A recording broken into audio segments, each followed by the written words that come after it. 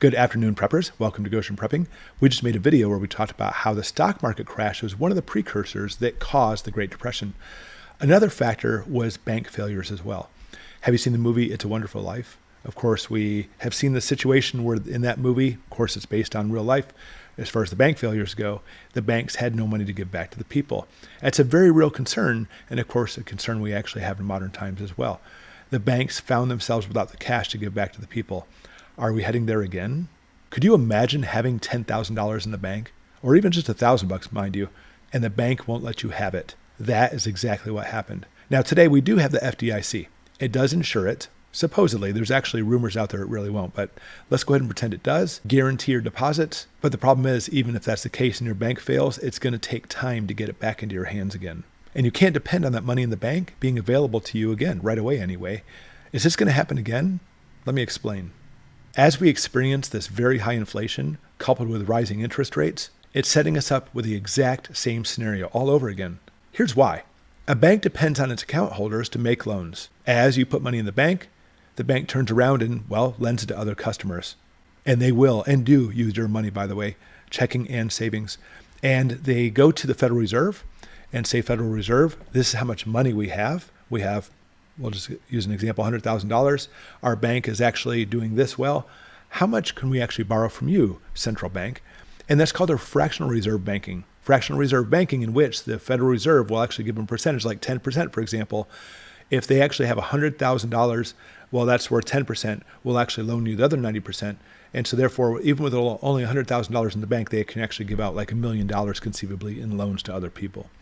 That fractional reserve banking depends on the Federal Reserve to make that happen. But when inflation kicks in, and of course the price of everything goes up, especially like right now, even just groceries, essential items, you're going to have less and less money in the bank, and the bank won't be able to borrow as much money from the Federal Reserve. Do you see the little trick here? As the banks can actually lend less and less more money, making money for the Federal Reserve will fix it by raising interest rates. It sounds like they're trying to get more money into their system rather than worrying about you and me. Even if you're getting a raise to accommodate this inflation, it's going to be after the fact. You just dealt with how many months before the raise kicked in? And that's even if you got a raise. And that's even if the raise was high enough to accommodate. More and more people are taking money out of their savings account, and checking too, obviously, to pay for basic necessities, and their savings are going dry. Bad luck finds us all. Here's exactly how much you should have in savings right now, and just how few Americans actually have it. Half of American adults have either less emergency savings than they did last year, or none at all. I find a lot of people are in this scenario. Bankrate recently reported that 50% of U.S. adults are unable to afford a $1,000 emergency expense. That is so bad. So picture the bank. Less and less deposits going into the bank. They're growing ever closer to that fractional reserve limit. The feds are going to cut them off. To make matters worse, more and more people are letting their cars go back to the bank. The banks have to deal with that. Have you seen it in the news? Home foreclosures and repossessions are skyrocketing. And of course, guess what else? Bankruptcies. Over the last 2.5 years, bankruptcies have skyrocketed. And the banks are feeling the pressure. As the amount of deposits in the bank drops, their fractional reserve drops. Coupled with the feds raising interest rates even more, credit is becoming harder and harder to come by. Just when people depend on that credit now more than any other time, they don't get it. Sorry, no money for you.